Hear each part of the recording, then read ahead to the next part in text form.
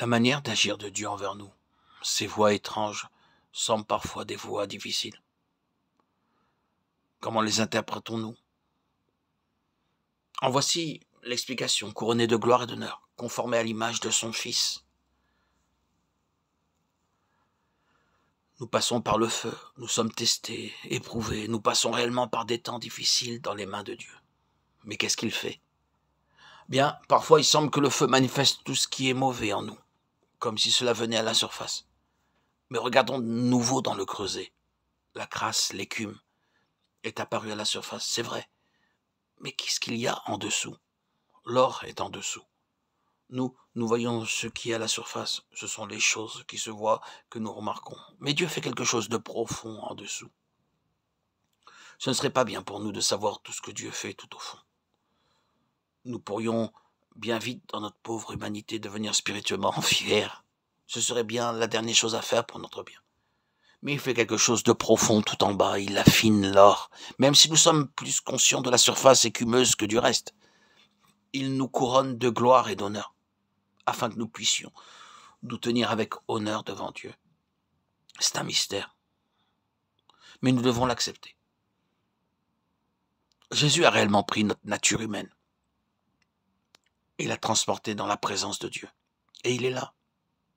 Après être passé par toutes les difficultés et l'adversité, il est exalté.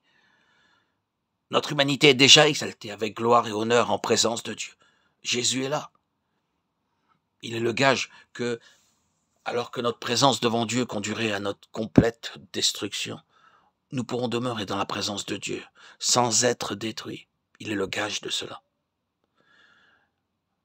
Si vous l'avez perdu, si vous êtes en danger de perdre cette foi, ou si vous ne l'avez jamais encore suffisamment saisie, maintenez-vous fermement sur la base d'une grande foi objective. Nous pouvons devenir tellement subjectifs dans notre foi, dans notre doctrine, que nous sommes totalement occupés avec ce qui est au-dedans de nous-mêmes. Et c'est une chose dévastatrice. Vous n'aurez jamais d'encouragement ou perdrez tout espoir en agissant ainsi. Puisse le Seigneur rétablir cet équilibre entre la vérité subjective et objective, et restaurer en nous la pleine harmonie d'un grand fait, de ce fait glorieux sans lequel tout le côté subjectif sera pour notre perte. Il y a quelqu'un dans la gloire qui, tenté en tout point comme nous, et sans péché, a pris notre humanité, la faisant passer par les feux les plus ardents et les plus intenses, des feux que nous ne pouvons pas imaginer. Il est là, comme si c'était nous, comme le gage que nous serons aussi là. Pour moi, c'est merveilleux. C'est cela l'évangile. C'est cela la substance, l'essence, le cœur du christianisme. L'incarnation est le véritable cœur du christianisme. Oh oui, quelle soit la longueur de notre vie,